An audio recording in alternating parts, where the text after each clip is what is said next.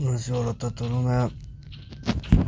Acum m-am trezit și cum am zis în videoul precedent, am ajuns aici la Argeș.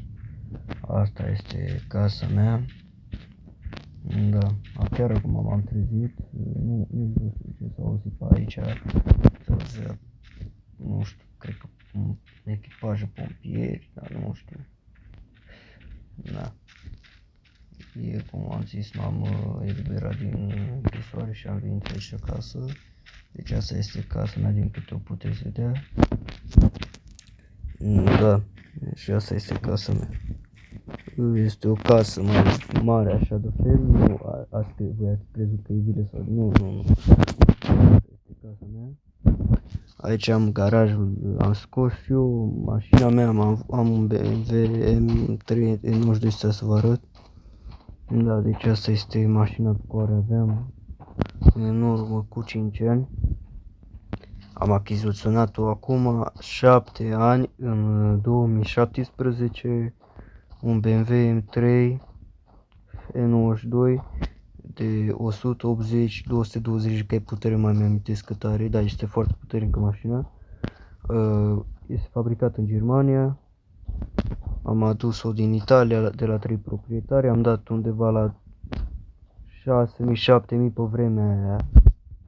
Am 7 ani, vă dați seama, parcă zici că a fost ieri. Da, am accidentat-o acum 6 ani, 5 ani, înainte să chiar să intru în închisoare. Am stat așa, zic că când am făcut fapta aia, am crezut că o să-mi repar mașina cu banii aia. Mașina trebuie luată la polish.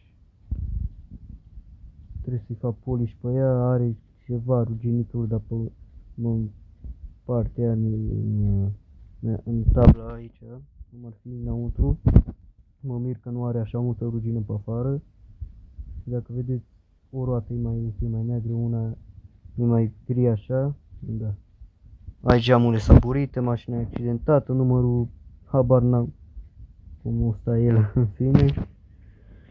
Nu știu, că dacă nu o să meargă mașina, o să o dau la fier vechi, pentru că n-am mai pornit-o de 5 ani. Asta înseamnă ca să-i schimb motorul absolut tot, pentru că mașina e necată. Dar dacă cumva merge reparată și merge pornită, o să o refac în proiect. Dar dacă nu, o să dau la fier vechi, o să-mi chem platforma, deoarece este chiar aproape de aici de fermă. Vedeți aici unde este ferma și chiar aici aproape este fier vechi. Și așa că o să chem repede platforma, sau o duc eu din spate, așa o iau, adică o să împing așa de spate, cu un prieten ceva, o ducem la fier vechi și aia și piesele din interior o să le vând, în fine. Da, mașina este mașina, nu o să pornesc azi, nici nu am chef de mașină. O pun înapoi în garaj și am pins-o eu cumva până aici, da, în fine. Aseară, chiar când am ajuns, mi-am făcut puțin ordine în casă. Deci, ca să vă prezint orașul, asta așa este, deci este chiar aici la munte, vedeți ce frumos este aici. Fermă foarte mare, agricultură, chiar acolo un fier vechi, este un dealer de mașini, o vulcanizare, foarte multe case, chiar acolo. Vedeți, aici este un liceu, din câte am înțeles a fost liceu, da. Dar acum ăștia vor să facă o secție foarte mare de poliție aici, bine, nu înțeleg.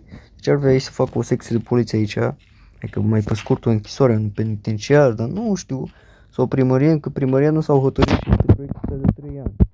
În fine, asta a fost un fel de liceu, de facultate, în fine, nu chiar așa. Da, aici este o zonă liberă, de exemplu de grătare sau ce vrei să-ți faci pe aici, înțelegeți voi. Pe aici un cartier foarte mare de case. Ca să vă prezint orașul, asta e, da, este casa mea, aici am las postașul ceva scrisoare să vedem ce mai avem. Da, curent, gaz, nu am nimic, oricum am mai consumat de 5 ani, casa asta pe 0 ca idee. Văd că aici este decât unul de vot care a fost în iunie anul trecut, în fine. Da, mă gândeam să mut asta un pic pentru că să prea aici când îmi scot mașina, așa că o să-l pun undeva pe aici. Contorul de curent și de gaz le am în spatele casei. Da. Da, dar mă mir că n-a furat-o nimeni, să nu se întâmplă nimic cu mașina asta. Da. Cum v-am mai zis, ferma, acolo ați văzut fier vechi, acolo în partea asta, partea aia un pic mai încolo este undeva o agenție de vânzări de mașini, adică cam Samsari, mașini, aici nu prea vezi mașini de astea noi, adică la noi vezi mai mult aici mașini de 5, 10, 15 ani foarte, foarte vechi, bine, nu chiar de 5 ani, uite, vedeți, mașina asta un BMW 38 așa, că e mai veche aici, noi oricum suntem la munte, ne place, acolo este o autogară de autobuze, da. Există și o benzinărie și o vulcanizare. Pe aici acum e la noi la munte, frumos, uite brazii așa mari. Fie aici e casă, vecinul stai așa că m-am lăuturat puțin pe curtea lor. Dacă te vedeți aici vecinul când iese pe spate, este aici dacă vedeți o linie și aici la mine un pic o linie, trebuie tras gard, oho. Bine, dar nu trag gard, adică bă, eu m-am bine cu vecinul ăla, așa că na.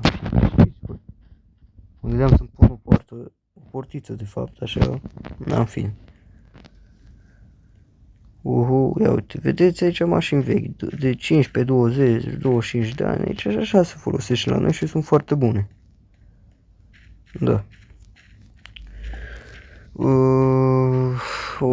Bun, deci cum să treaba și tot ce s-a întâmplat pe aici, nici nu știu, mă gândeam să mă duc și pe la niște prieteni, ceva, dar după mă duc, astăzi nu mă duc. Astăzi stau acasă, mâine mă gândeam să mă duc să văd ce treabă am cu mașina mea și nu știu. În fine, da, hai să ne mai plimbăm puțin și să vă mai povestesc deci ce s-a întâmplat, deci din câte vedeți în descriere sunt server de Discord, dar sunt în colaborare cu M1 Gamer facem echipă în filmării de aproape un an. Eu n-am mai avut timp să filmez cu el dar în fine, noi am făcut o colaborare care ne-am deschis un server deoarece celelalte servere de roleplay sunt foarte toxice, nu zic de toată lumea, dar în fine. Și na, uite, vedeți mașini vechi cum se folosește la noi, în fine. O Supra, na, în fine, m-am văzut pe tot. O BMW 8, adică ceva mai nou, în fine. Oameni s-au mai modernizat pe aici, în fine, ce-am ziceam. Și am intrat în colaborare cu el, am deschis un server foarte mare de Discord, adică tot ce trebuie acolo, canale, categorii, reguli, stickere, emoji, deci absolut tot, membri mulți, roboți care au multe comenzi acolo. Da, ne-am deschis acolo un server de Discord care facem roleplay, activități sau filmări, doar trebuie să aplicați pentru acelea și să citiți reguli, bineînțeles. Sunteți bineveniți cu mare drag la noi în server. Da, noi avem mai mult nevoie de mulți oameni. Serverul este, să zicem așa, 94% gata.